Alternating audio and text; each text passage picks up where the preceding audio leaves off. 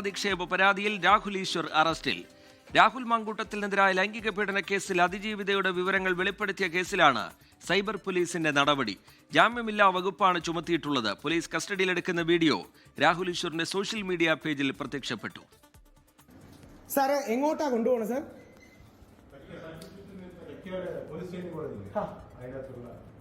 അങ്ങനല്ല, ഞങ്ങൾ വിളിച്ച് പറയണോ? എന്താ അഡ്വക്കേറ്റ് വിളിക്കണോ? അങ്ങനെ എന്താ അറിയാമോ, എനിക്ക് തിരിച്ച് 7 മണിക്ക് ചർച്ചയുണ്ട്. തിരിച്ചതിന് മുമ്പിൽ എത്താൻ പറ്റൂ? എന്റെ വണ്ടി വരാമോ? എന്നാ ശരി. ഇറങ്ങി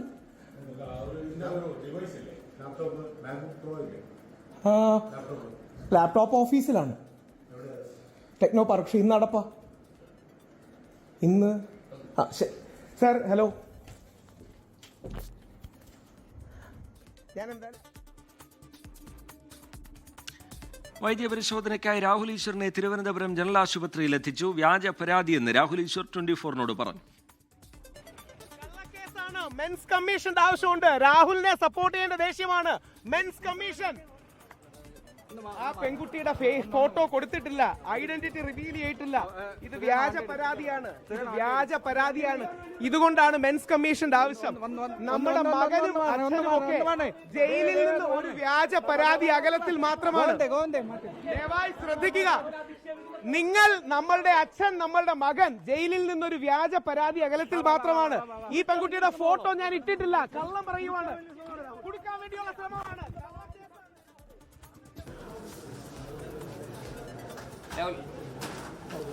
മെൻസ് കമ്മീഷന്റെ ആവശ്യം ഇതുകൊണ്ടാണ്. ഞാൻ ആ പെൺകുട്ടിയുടെ ഫോട്ടോ പങ്കുവച്ചു, പെൺകുട്ടിയുടെ ഐഡന്റിറ്റി വെളിപ്പെടുത്തിയെന്നാണ് പറഞ്ഞത്. പച്ചക്കള്ളമാണ്, ഒരു വ്യാജ കേസാണ്. ആ വ്യാജ പരാതിക്കാരിക്കെതിരെ ഞാൻ പരാതി കൊടുക്കും, ജാമ്യം കിട്ടിയ.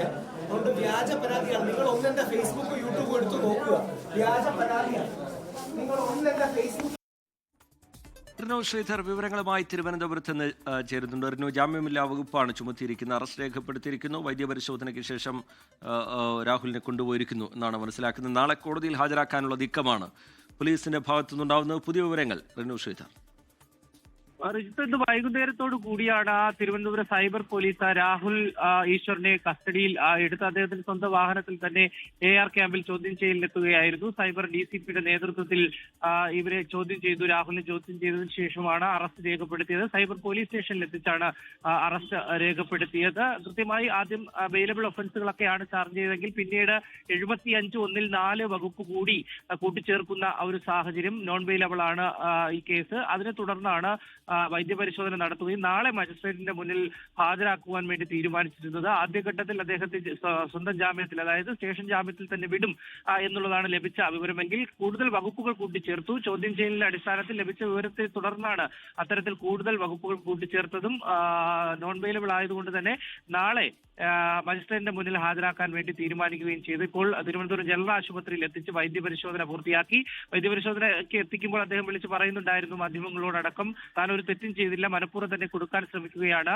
ഈ ഇരയായ പെൺകുട്ടിയുടെ ഫോട്ടോയോ വീഡിയോ ഒന്നും തന്നെ ഒരു തരത്തിലും താൻ പോസ്റ്റ് ചെയ്തിട്ടില്ല, സോഷ്യൽ മീഡിയയിൽ പരിശോധിക്കണം, മെൻസ് അസോസിയേഷൻ വേണം, ഇതാണ് പറയുന്നത് അടക്കമുള്ള കാര്യങ്ങൾ അദ്ദേഹം വിളിച്ചു പറയുന്നുണ്ടായിരുന്നു. തുടർന്ന് തിരികെ ഇപ്പോൾ സൈബർ പോലീസ് സ്റ്റേഷനിൽ എത്തിച്ചിരിക്കുകയാണ്. നാളെ 11 മണിയോടുകൂടി കോടതിയിൽ ഹാജരാക്കും.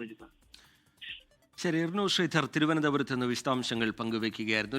ലോകത്തെവിടെയായാലും ഏത് സമയത്തും 24 വാർത്തകളും ഓഗ്മെന്റഡ് റിയാലിറ്റി പാക്കേജുകളും എക്സ്പ്ലെയിനറുകളും വിശദമായി കാണാൻ ഞങ്ങളുടെ YouTube ചാനൽ നിങ്ങൾക്ക് സബ്സ്ക്രൈബ് ചെയ്യാം.